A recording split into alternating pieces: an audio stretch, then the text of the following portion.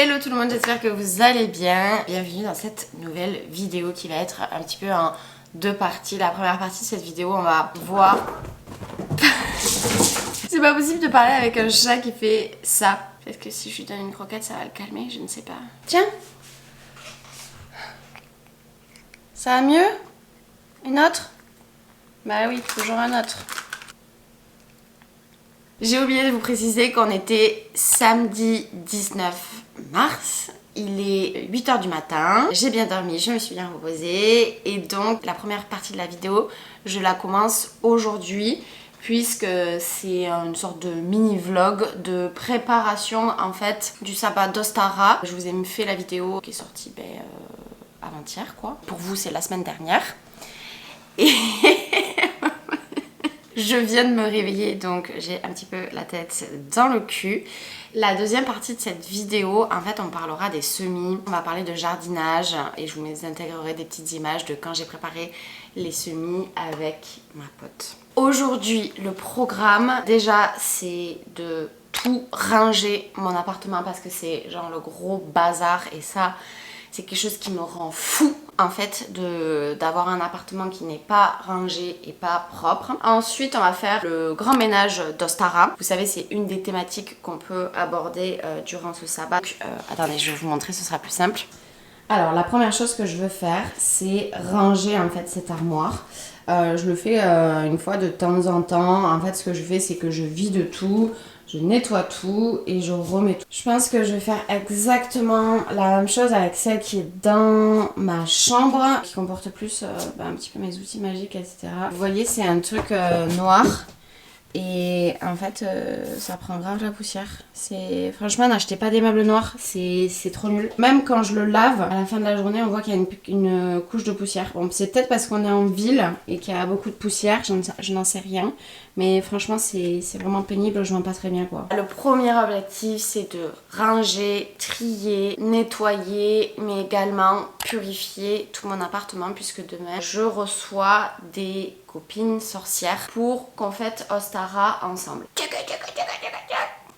En vrai, j'ai plein d'autres petits trucs à faire, mais je pense que ça va dépendre du temps qu'il me reste. Enfin, on va essayer de faire le maximum aujourd'hui parce que hier, je n'ai absolument rien fait puisque... Jeudi soir c'était la Saint-Patrick.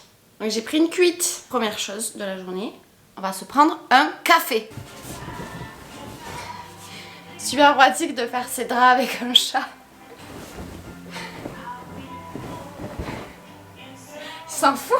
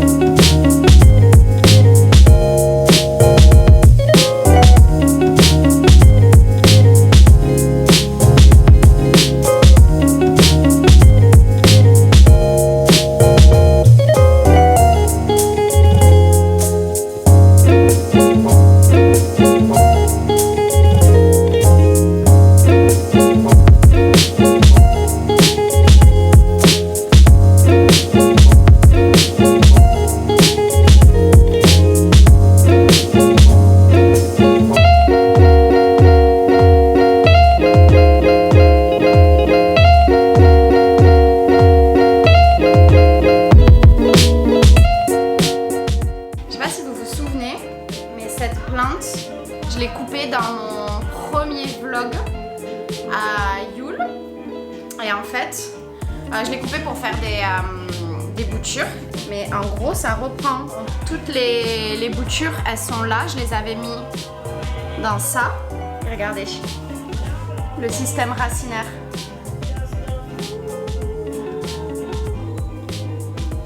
Tout va bien. Je suis trop contente. Ça y est, c'est fait, c'est rangé. Je suis trop contente. Tout est nickel, tout est très beau. Toutes les plantes sont arrosées, tous les livres sont rangés. Je vais m'attaquer à ici. Alors ça c'est déjà aussi qu'il faut que je lave. Ça c'est les avocatiers que j'ai envie de donner parce que vous savez très bien que j'en ai déjà 10 millions quoi. Je vais juste laver, débarrasser, purifier ici et mettre des trucs qui sont en lien avec Ostara. Et voilà, un petit hôtel simple et efficace. J'ai mis beaucoup de plantes et surtout beaucoup de petites plantes que j'avais rempotées parce que je trouve que c'est un lien avec planter la graine, nouveaux projets, nouvelles choses. Donc il y a plein de petits plans. J'ai mis la carte d'Ostara qui provient de l'oracle des déesses. Une grosse bougie blanche. Ensuite un œuf dans de la paille. Il reste la citrouille, je ne l'ai pas encore mangée donc je la laisse là pour le moment même si c'est pas vraiment en lien avec la saison. Tous les avocatiers que je voudrais donner demain aux filles qui viennent faire la célébration avec moi. J'ai pas mis de pierre parce qu'en fait elles sont dans mes semis, je vais vous montrer. En fait mes semis sont dehors et parce qu'en fait il a fait vachement soleil aujourd'hui donc j'en ai profité. Et si vous voulez, j'ai mis mes pierres à l'intérieur parce que je trouvais que c'était une bonne idée. Elles vont se purifier, peut-être qu'elles vont donner aussi de l'énergie aux semis. Voilà, c'est la première fois que je fais ça donc je sais pas trop ce que ça va donner et si c'est une bonne idée ou pas. Sinon ça va me défoncer les semis parce que genre c'est en mode purifier, elles balancent toute leur merde dans la terre, je n'en sais rien. Je vais tester au moins. Vous voyez déjà ceux-là ils sont pas très en forme. Je sais pas, on va voir. Aujourd'hui on est dimanche 20 mars, c'est le jour d'Ostara. Hier j'ai essayé de faire le maximum mais j'avais aussi envie de me reposer un petit peu parce que c'était le week-end. Donc je n'ai pas eu le temps de tout faire. Il me manque de purifier mon appartement et passer l'aspirateur et la serpillière. Me faire un make-up. Et après on est ok pour les recevoir. Il est 9h39. Elles arrivent à 11h, donc dans à peu près 1h30. Donc je vais un petit peu me bouger, mais sinon tout est prêt. Je vais vous montrer d'ailleurs. Hier, j'ai terminé ceci. Ensuite, en bout de table, j'ai mis les boîtes d'œufs qu'on va garnir pendant notre rituel, qu'on va certainement aussi décorer. Une jarre qu'on va remplir parce qu'on va faire un cocktail. Et ici, on a la liste de ce qu'on va manger aujourd'hui, ce qui nous manquait, etc. Ici c'est nickel et j'en suis vraiment satisfaite. Hier soir je me suis chauffée et j'ai entièrement nettoyé ce meuble et bien arrosé mes plantes aussi pour qu'elles soient heureuses. Comme vous pouvez le voir, il n'y a presque plus. Mais vous voyez, c'est ce que je vous disais hier. Tu le laves et en fait il y a de la poussière directement. Voilà, c'est vraiment de la merde. N'achetez pas un putain de meuble noir.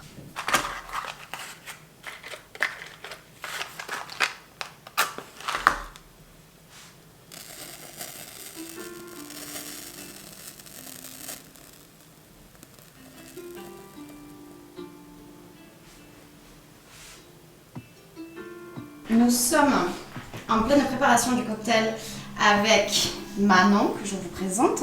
Et vous ont tiré une table. Et Twig. C'est Manon qui va nous préparer un super cocktail. Et là, apparemment, avec des fleurs de lys, on peut goûter. C'est les petites fleurs. Oui, je les ai pas pris les fleurs séchées. Mais c'est du jasmin. Ah, jasmin. Ça c'est du jasmin. Ok. Ça c'est, je sais pas comment s'appelle la fleur. Ah oui, j'ai regardé le nom latin de cette fleur et ça s'appelle clitoria, quelque chose comme ça, parce qu'en fait la fleur a une forme de clitoris. Okay, donc elle a cette couleur bleue magnifique. Je sais pas si c'est bien fermé ça. Je vais vérifier. Ah, bien joué. C'est pas du tout bien fermé. Et on va voir Ça se si... trouve, ça va pas fonctionner, on va être hyper déçus. Voilà, mais si ça fonctionne pas, on mettra du citron et ça fonctionnera avec le citron, quoi qu'il arrive. Putain, déjà c'est trop beau, ça fait tellement potion magique. C'est beau, mais franchement, je trouve que c'est un des meilleurs ingrédients. Tu peux faire des infusions, en fait, c'est antioxydant, c'est trop cool. Ça a pas particulièrement de goût. C'est Donc chaud. tu peux... Parce que je l'ai fait infuser ce matin. J'ai les glaçons aussi. Ouais. Hein. Ouais. Ça, j'ai toujours pas Ça, c'est un fait peu le champignon, je trouve. Mais c'est tellement beau cette couleur, c'est C'est incroyable ouf, hein, c'est qu'on puisse faire des trucs comme ça. Hein. La nature alors, dis donc. Attention, Salem. Moi, j'ai très peur d'être juste fait.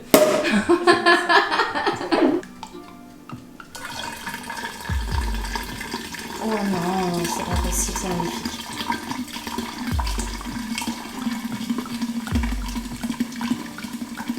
Mais t'es une magicienne meuf. Oh là là, tu nous as vendu du rêve. Hein. Witchcraft! Behold! Oh, c'est pas bientôt fini ça.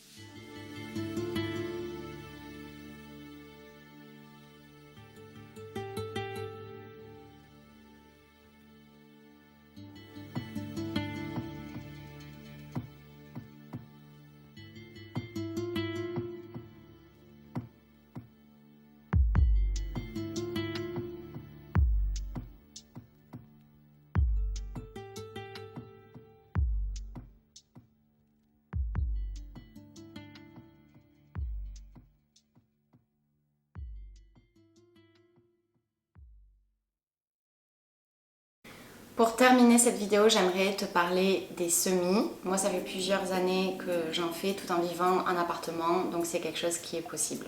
Faire ces semis, ça signifie de mettre des graines en terre et de les faire germer. Et pour moi, ça fait beaucoup de sens avec Ostara. Généralement, on les fait au mois de février, mars, avril pour pouvoir récolter en plein été. Tout ce que je vais énoncer provient de ma propre expérience et des recherches que j'ai fait au fur et à mesure des années, mais aussi je m'appuierai sur le livre de Julie Bernier qui traite de la permaculture et qui donne vraiment des informations très très précieuses. Pour faire tes semis, il te faut de la terre en contenant et des graines. Pour ce qui est du terreau, il existe un terreau spécial semis. En fait, c'est une terre qui est beaucoup plus légère et qui va permettre à la graine d'éclore et aux racines de se faufiler à travers la terre sans difficulté. Dans son livre, Julie Bernier nous conseille de prendre du terreau biologique, mais aussi de prendre un terreau sans tourbe. En fait, la tourbe, c'est une ressource non renouvelable qui provient de zones humides. C'est une ressource qui se forme très très lentement et qui est extraite de manière industrielle, donc je vous laisse imaginer les dégâts que ça peut faire sur l'environnement. Ensuite, il vous faut un contenant, donc ça peut être des caisses à semis comme celle-ci. Vous pouvez les trouver en jardinerie et en fait ce qui est bien avec ça, c'est qu'il y a un couvercle, le voici, qui permet en fait de faire un effet de serre pour vos semis. Il existe le même type de caisse avec à l'intérieur des petits godets qui sont faits en matière biodégradable, mais il faut faire un petit peu attention à ça parce que généralement ils sont justement faits en tourbe et ils ont tendance à boire l'eau de vos semis, c'est ce qu'explique Julie dans son livre. Sinon, vous pouvez également semer dans des godets comme ceci, mais aussi dans tout autre type de matériaux de récupération. Donc ça peut être des boîtes d'œufs, dans des coquilles d'œufs, dans des pots de yaourt, etc. Pour les graines, à mon sens, elles se doivent d'être biologiques.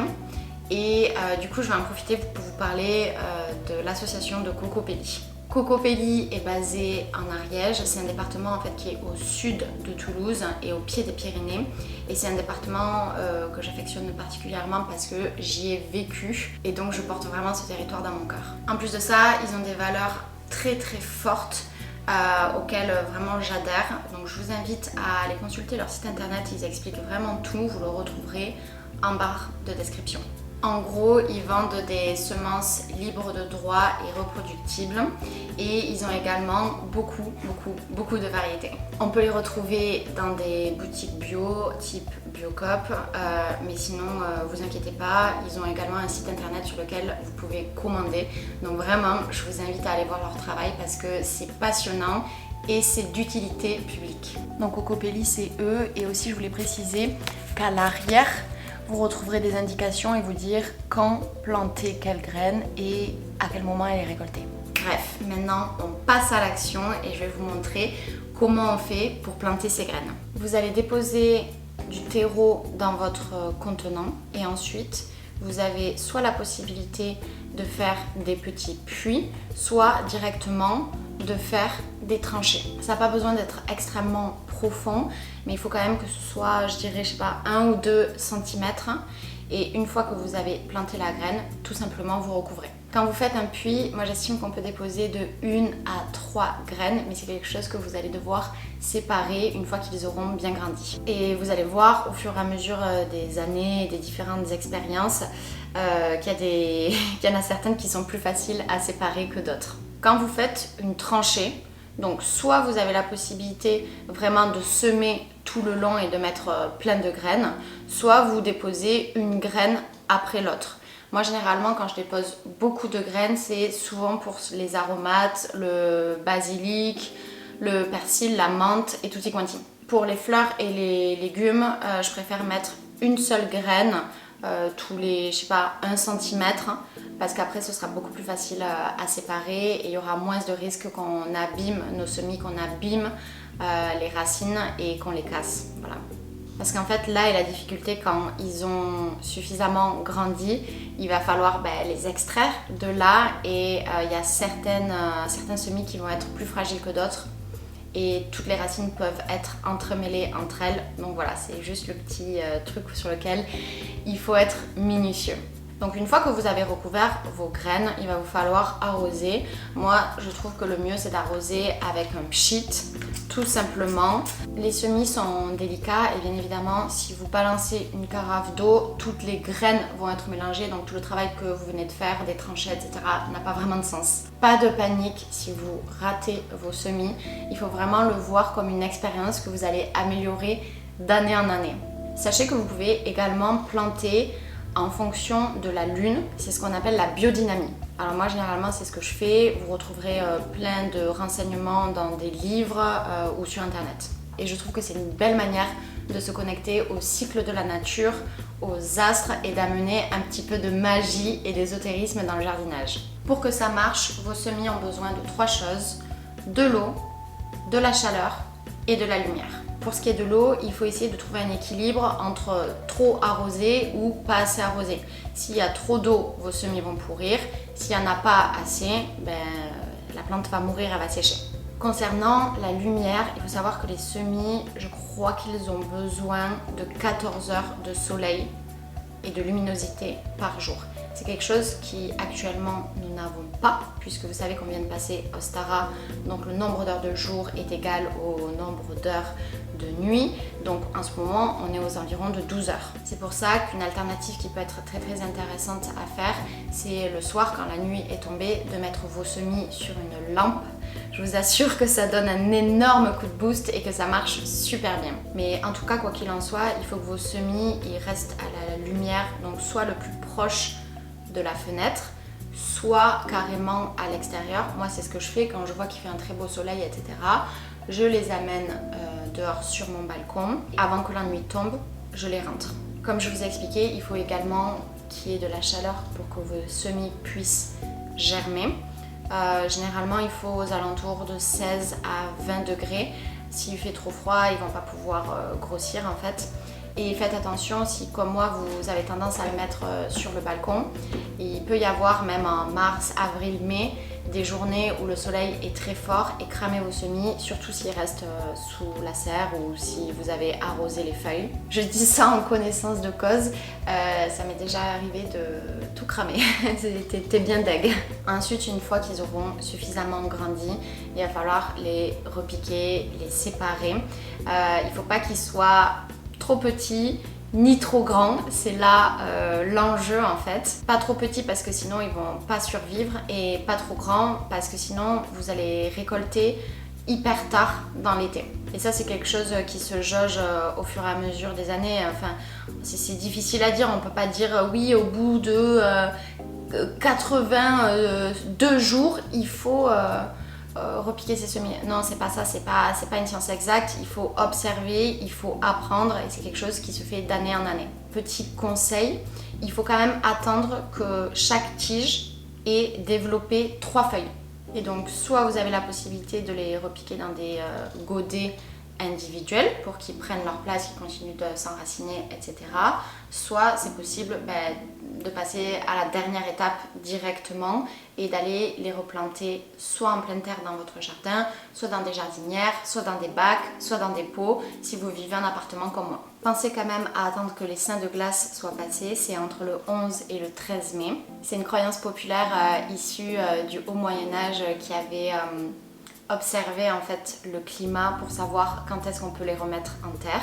L'histoire, c'est que Saint Mamère, c'est super difficile à dire, Saint Pancrace et Saint Servais, donc c'est les 3 saints du 11, 12 et 13 mai, ils apportent le dernier froid avant la période estivale. Et donc les agriculteurs invoquaient ces saints pour anticiper une baisse de température. En fait, la plus grande crainte d'un jardinier, c'est que ces semis gèlent. Si ils prennent le gel, 0 récolte, c'est dead. Donc l'idée c'est d'attendre que cette période elle passe et de les mettre à l'extérieur après. Mais encore une fois, il faut observer la nature, ça dépend où est-ce que vous vivez, est-ce qu'il y a encore possibilité qu'il y ait des nuits où il y ait un petit peu de gel, etc. Voilà, ça c'est à vous de juger. Donc voilà, j'espère que cette partie-là t'a plu. Moi je trouve que le jardinage c'est vraiment une très très belle pratique qui nous permet de planter des graines, connaître la nature, apprendre à connaître les cycles, être vraiment connecté à tout ça, mais aussi bien évidemment s'ancrer et travailler sur son chakra Muladhara parce que je trouve que c'est une pratique qu'on peut lier à sa spiritualité. Ça a un grand lien avec Ostara et vous pouvez utiliser vos récoltes en sorcellerie. De manière plus concrète, vous pouvez aussi utiliser vos récoltes en cuisine. Je trouve que c'est vraiment quelque chose de très très beau et magique d'être capable de faire grandir ses propres graines et d'en récolter les fruits. Aussi, je trouve que ça a quand même un grand lien avec notre société. Moi, je me suis souvent posé la question, en cas d'effondrement, qu'est-ce que je suis capable de faire concrètement qui sert dans une situation de survie. Ouais, je sais, je fous un peu la pression là, mais je trouve que c'est quand même assez intéressant de réfléchir à cette question-là et je me suis dit, en fait, moi je sais cuisiner et je sais planter mes graines, faire pousser des légumes, etc. Après, c'est pas avec moi que tu vas nourrir un régiment, ça c'est clair et net, vu tout ce que je bute d'année en année, ça ne marche pas forcément systématiquement, mais c'est vraiment un but dans ma vie d'être autosuffisante et de savoir me nourrir. Alors pas de tout, puisque je pense que c'est bien également d'aller faire travailler d'autres personnes qui ont leurs compétences. C'est pas mon métier en fait, mais voilà, c'est une petite réflexion intéressante à avoir. Si cette vidéo t'a plu, je t'invite à mettre un like, comme d'habitude, tu sais, ça me soutient énormément, également à la partager si tu le souhaites, à t'abonner et à me rejoindre sur Instagram et je te dis à la prochaine.